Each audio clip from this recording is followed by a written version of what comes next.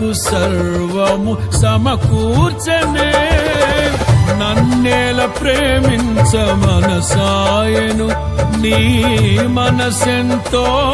మహోన్నతము కొంతైన నీ రుణము తీర్చేదెలా నీవు లేక క్షణమైన బ్రతికేదెలా విరిగిన లెగిన